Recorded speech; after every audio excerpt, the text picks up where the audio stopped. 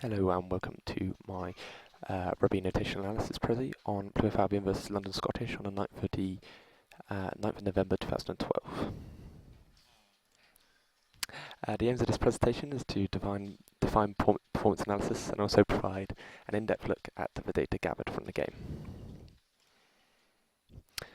Defining performance analysis. Notational analysis is used by coaches and sports scientists to gather objective data on the performance of athletes.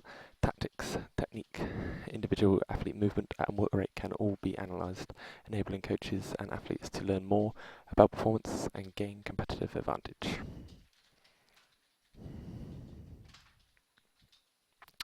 The footage. The footage used to notate the game was caught on 2 cameras. The footage was captured on the 9th of November. From the footage captured, this presentation will outline set-piece statistics, i.e. lineouts won and lost, and scrums won and lost.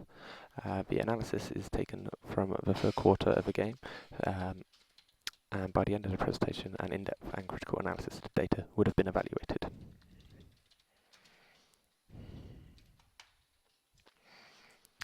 Performance indicators. From the previous slide, the performance indicators being analysed will be set pieces, lineouts lost and won, as well as individual player stats, i.e. how many lineouts were caught by certain players. Scrums won and lost, as well as outcomes from scrums, metres gained, resulting outcomes from scrums.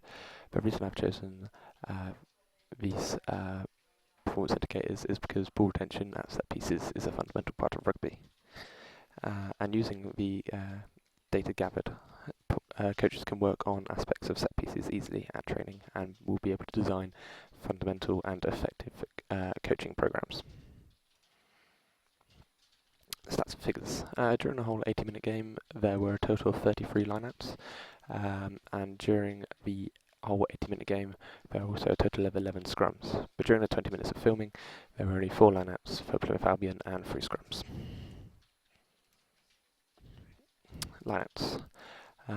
Plymouth Albion had a total of 15 lineouts. 12 of these lineouts were won, with only 3 being lost.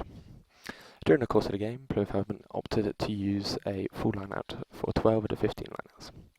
Shortening lineout only occurred for Plymouth Albion at the start of the second half. They struggled to maintain possession. This is clear to see, as 2 times their shortened lineouts were attempted, they lost both of them. For a short lineout, a different setup is needed.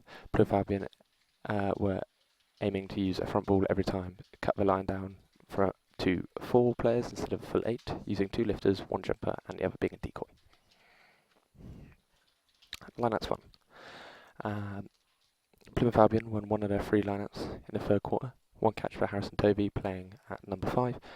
1 knock-on by Rupina Singer, who's playing number 4, and London Scottish, were able to steal 1 lineout. Scrums. There are 11 scrums in the game, but from the 11, Plymouth Albion only had to put in for 3 of them. From the 1 scrum won in the third quarter, Plymouth Albion gained over 20 metres. The scrum resulted in a kick for territory. Plymouth Albion were also able to steal 1 scrum from London Scottish in the third quarter of the game. From the third quarter, Plymouth Albion had a success rate of 100% on their own ball, as well as a turnover in the scrum. From the steal, Plymouth Albion were able to attack London Scottish and were rewarded with a penalty after 4 phases of play. Conclusion. From the results gathered, Plymouth Albion are very capable of keeping their own ball at set pieces. What should be looked at is what they do with it after they retain possession. From the scrum, the ball was kicked away for gains of territory. For lineouts, depending on what zone the team was in, it was usually hit up through the centres, otherwise it was kicked aimlessly back to the opposition in an attempt to gain territory.